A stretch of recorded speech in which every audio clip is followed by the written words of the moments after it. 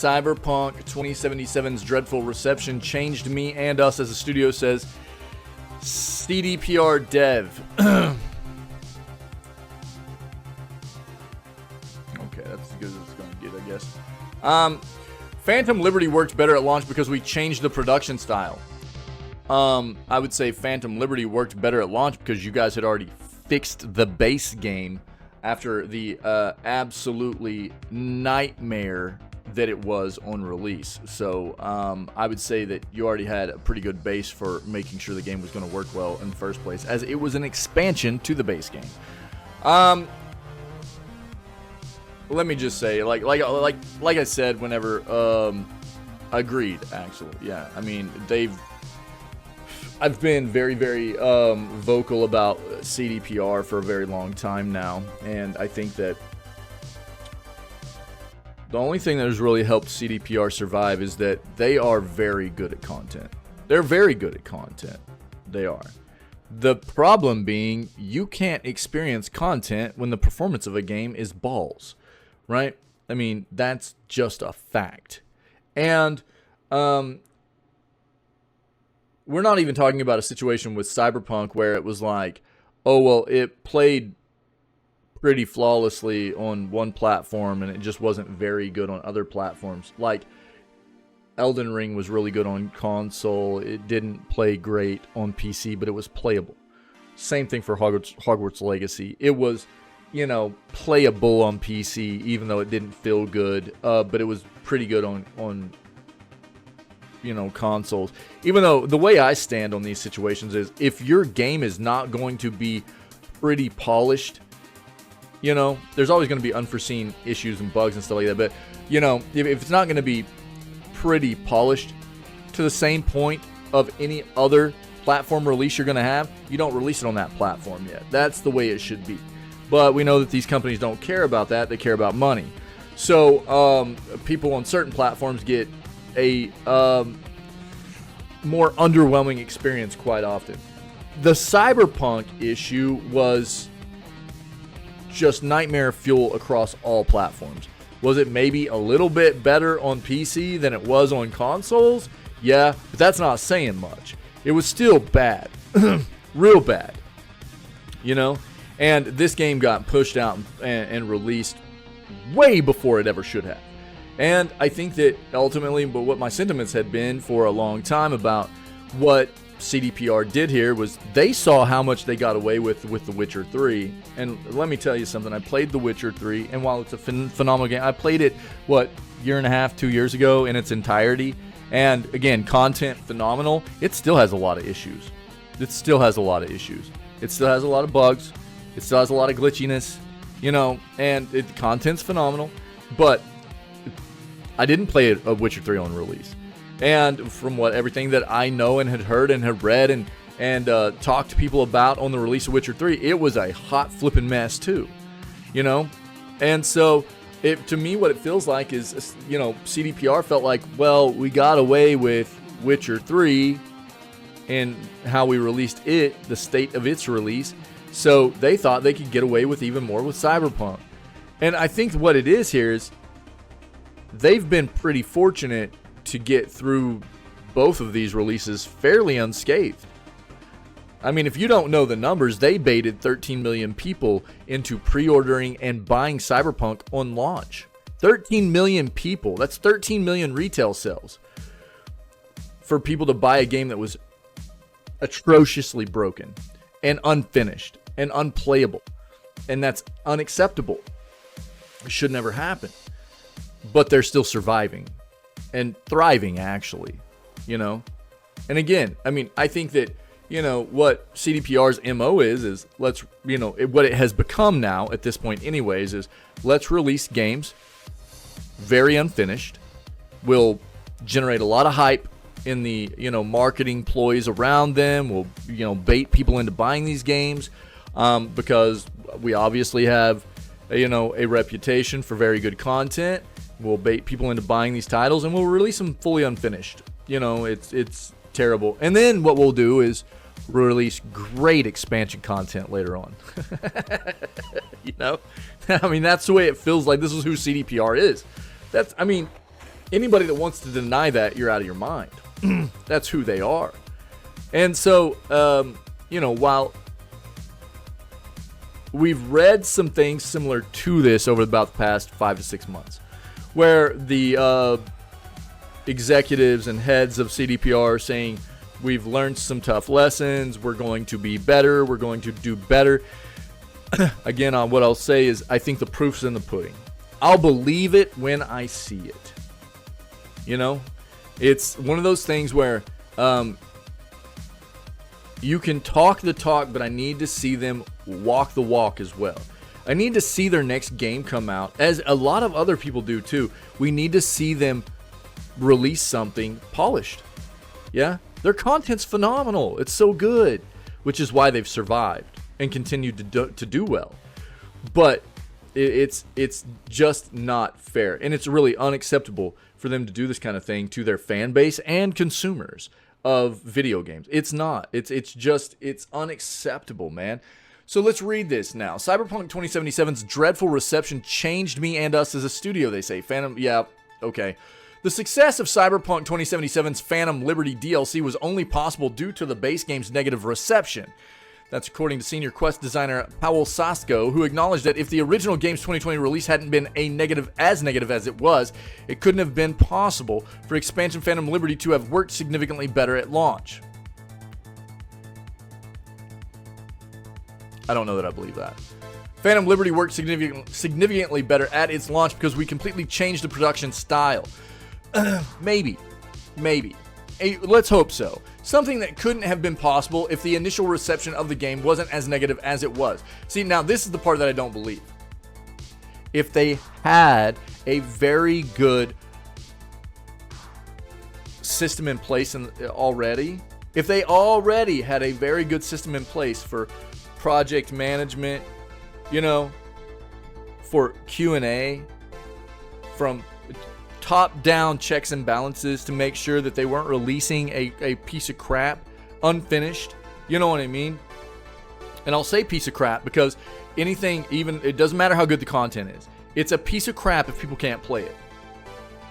That's what it is, right?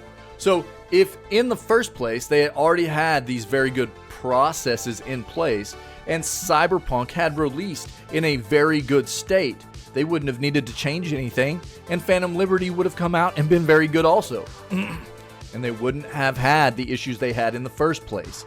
Now, what I will say is that what I always want to see from developers is if they're having issues, they are able to take a step back and have lessons learned, which is taking a look back at where you screwed up and change for the better. And it does seem like they've done that, but I don't know that I agree that Phantom Liberty wouldn't have been as good.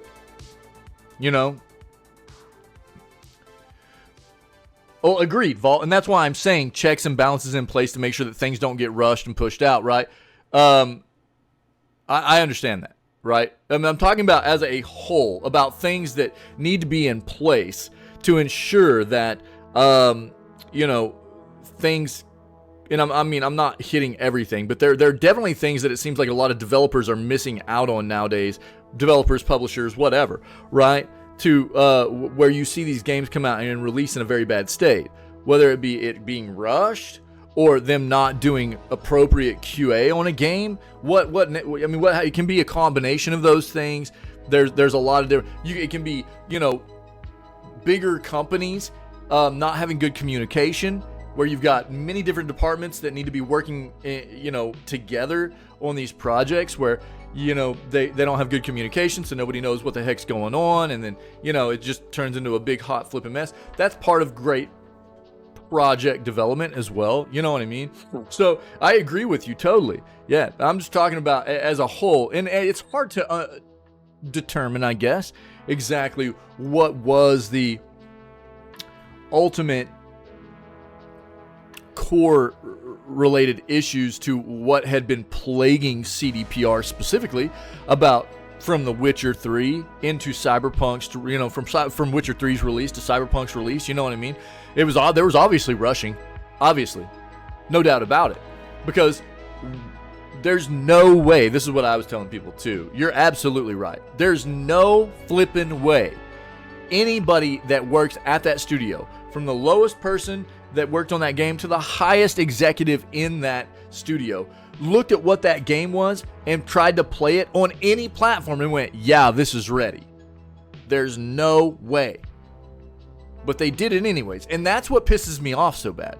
They were so worried about hitting a release date that they were willing to bait consumers into buying an unfinished product, a broken product. That's what's so bad about it. And you're absolutely right. You are. You know? So again, I think that obviously it's great that they're looking at this as a way that they took a look back. They changed some of their processes. They've done better with the release of the deal. But dude, the release of their DLC for The Witcher 3 was the same way, wasn't it? I don't remember the release of their DLC. Exactly, Vault. Yep. I don't remember the release of their DLC having nearly as many issues for The Witcher 3 as it did, and maybe I'm just misremembering, but I mean, is this just a history repeating itself for Cyberpunk, and the same thing we saw with Witcher 3, and the same thing we're going to see moving forward with their next release as well, where it'll be a terrible release, and then their expansion will be good, and they'll be like, oh, well, we had lessons learned. So is this just going to be another example of their, MO? Or are they actually learning something here and they're going to stick with it and keep doing better moving forward? It's hard to tell, right? So they're quoted as saying, it changed me and us as a studio. 3.5 years after its disastrous December 2020 debut, after dozens of patches and the launch of last year's Phantom Liberty expansion, CDPR no longer has anyone working on Cyberpunk 2077. As Tom surmised for us at the time, just 17 people had been working on the game still as of 29 February this year. As of 30 April, that number dropped to 0. It's a small but significant moment for CDPR as it finally leaves Cyberpunk 2077 behind, with the vast bulk of its development now focused on its next game in the Witcher series, currently still codenamed Polaris. Yeah, we know about a lot of their projects. This is one of the things that I really want people to understand too. A lot of the feedback whenever I criticize Cyberpunk and I criticize CDPR, and I get people all the time going, yeah, but the game's good now. And this is the thing that they stuck by it. They did good. They did a good job. The game's good now. And it's almost like they're getting a pat on the back for it. It's almost like they're getting they've actually received an award for it was like Labor of Love Award or something like that for the most time put into improve. It's not even improvement. It's an award that should have been given to a company that had really continued to work on content for a game and stuff like that. And CDPR won it for Cyberpunk when they wouldn't have had nearly as much work to do had the game come out polished. And that to me is just disgusting. That is so gross. I think what it was a Labor of Love Award or something like that. When they didn't deserve that. They didn't deserve that. Because the game shouldn't have come out broken. They shouldn't have had as much work to do after its release. And so when you think about it like that, when people try to give them an out and be like, well, they're doing a great job because now the game's good. No. That's not the way this works. You're giving them an excuse. You're giving them an out. The game should have never released in the state it was in. Okay? You're making excuses for companies that are doing things to us that should never happen. Okay? Good for them. They stuck by their product, and I'm glad for all the people that wanted Cyberpunk to be something playable that CDPR stuck by it, and they turned it into something playable and something apparently very good now. But that was their job. Never should have released in a broken state anyways. So good for them. They did their job. They don't get awards for that. They don't get accolades. They don't get pats on the back for making the game the way it should have been on release. And now I'm not talking about, Phantom Liberty or anything like that. I'm talking about Cyberpunk itself, right?